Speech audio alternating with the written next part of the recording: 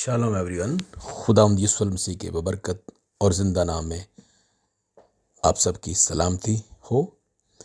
میں ہوں ڈاکٹر بشیر عاصم، اور میں آج ایک ورس پر آپ کے ساتھ بات چیت کرنا چاہتا ہوں۔ دنیا کا مغلوب کرنے والا کون ہے سوا اس شخص کے جس کا یہ ایمان ہے کہ یسوع خدا کا بیٹا ہے۔ پہلا یوحنا 5:5 آیت ہے۔ یہ جیتنے کے لیے کھیلیں۔ ہم کھیلتے ہیں جیتنے کے لیے، بعض اوقات نہیں کھیلتے، لیکن اکثر لوگ جو ہے وہ ایک یہ سوچ کے کھیلتے ہیں کہ چلو جیت یا ہار ضروری نہیں، بلکہ ہم اس کھیل میں حصہ لیں، یا جیت یا ہار ضروری نہیں، بلکہ اہم بات یہ ہے کہ آپ کس طرح کھیلتے ہیں۔ یہ سب بیکار کی باتیں ہیں۔ اگر آپ صحیح طریقے سے کھیلیں تو آپ یقیناً جیتیں گے۔ کوئی بھی استاد، کوئی بھی کوچ آپ کو یہ بتا سکتا ہے کہ صحیح طریقہ سے کھیلنے کے لیے جیتنے کا رویہ ہونا ضروری ہے۔ یعنی آپ جیتنے کے لیے کھیلیں، ہارنے کے لیے کوئی نہیں کھیلتا۔ اگر ہارنے کے لیے آپ کھیلیں گے تو پھر آپ اس طریقے سے نہیں کھیل رہے، ایمانداری سے کام نہیں لے رہے اور دیانتداری سے کام نہیں لے رہے، بلکہ آپ محض اپنا بھی اور آپ اپنی پوری ٹیم کا بھی وقت ضائع کر رہے ہوتے ہیں۔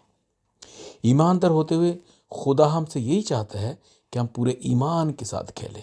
وہ چاہتا ہے کہ ہم اس پر اس قدر ایمان رکھیں کہ ابلیس کی طرف سے آنے والی ہر رکاوٹ کو مٹا دینے کی امید ہمارے اندر ہو۔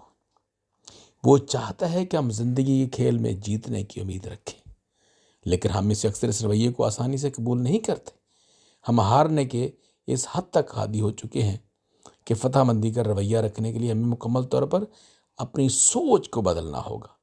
افسیوں خط میں پولس نے لکھا ہے، کلیسیا سے کہا کہ اپنے ذہن کو نیا بنائے، ہماری طرح انہیں بھی اپنے رویے بدلنے کی ضرورت تھی تاکہ ان کے خیالات تبدیل ہو جائیں اور وہ اس حقیقت کو قبول کر لیں کہ یسوع مسیح دنیا پر غالب آئے ہیں۔ یسوع علیہ مسیح دنیا پر غالب آیا ہے، موت پر غالب آیا ہے، اور سب کچھ اسی کے قبضے میں ہے۔ اگر آج تک آپ نے اپنے خیالات کو نہیں بدلا تو آپ کو آج ایسا کرنے کی ضرورت ہے۔ اپنے خیالات بدلیں، اپنے رویہ بدلیں کہ جو میری زندگی کی کھیل ہے، جہاں پہ میں مشکل میں ہوں، اس کو فتح حاصل کرنا ہے۔ لیکن وہ کس طرح سے؟ جب ہم یسوع المسیح پر ایمان لاتے ہیں اور یہ سمجھتے ہیں کہ یسوع المسیح خدا کا بیٹا ہے۔ جب میں اس میں ہوتا ہوں تو میں سب کچھ کر سکتا ہوں۔ جب میں خدا میں ہوتا ہوں تو میں ہر وہ کام کر سکتا ہوں جو عام انسان سوچ بھی نہیں سکتا، کیونکہ وہ دنیا پر غالب آیا ہے۔ یسوع دنیا پر غالب آیا ہے۔ آپ میں یہ اعتماد ہونا چاہیے کہ آپ ابلیس سے کہہ سکیں کہ میں یقیناً فتح مند ہوں گا اور تو مجھے کسی طرح بھی روک نہیں سکتا۔ یہ ہے ایمان کی بات۔ اور پھر لیکن آپ سوال کریں گے کہ بھائی بشیر، آپ کو ان مشکلات کا پتہ نہیں جس سے میں مقابلہ کر رہا ہوں۔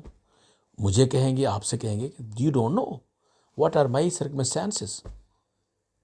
کیا زندگی میرے لیے بہت زیادہ مشکلات لے کے آئی ہے، یا میں زندگی کا بہت زیادہ مشکلات کا سامنا کر رہا ہوں زندگی میں؟ تمہیں اس بات کا اندازہ نہیں ہے، تم یہ نہیں جانتے۔ مجھے بھی کہیں گے، آپ کو بھی کہیں گے۔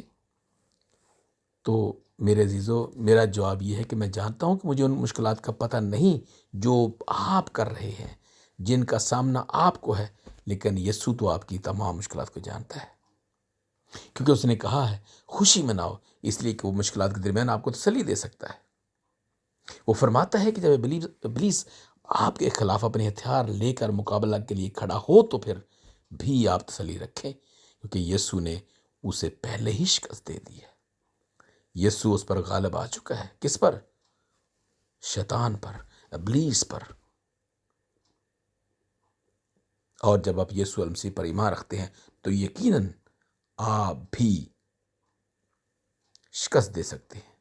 ابلیس کی تمام حرکتوں کو، ابلیس کی تمام چالاکیوں کو آپ ملیہ میٹ کر سکتے ہیں، ان کا مقابلہ کر سکتے ہیں اور ان کو شرمندہ کر سکتے ہیں۔ پہلا یوحنا 5:5 میں لکھا ہے کہ دنیا کا مغلوب کرنے والا کون ہے سوائے اس شخص کے جس کا یہ ایمان ہے کہ یسوع خدا کا بیٹا ہے۔ کیا آپ جانتے ہیں کہ اس آیت کا کیا مطلب ہے؟ اس کا مطلب ہے کہ اگر آپ نے نئی پیدائش حاصل کی ہے اور آپ ایماندار ہیں تو پھر آپ کو یہ حق حاصل ہے کہ آپ فتح مند ہوں اور اس بدی سے بھری دنیا پر غالب آئیں۔ اس کے بارے میں غور کریں اور آج سے جیتنے والا یہ رویہ اپنائیں۔ خداوند آپ سب کے ساتھ ہو۔ آئے ہم یسوع المسیح کو خدا کا بیٹا مانیں اور زندگی کا سامنا کریں۔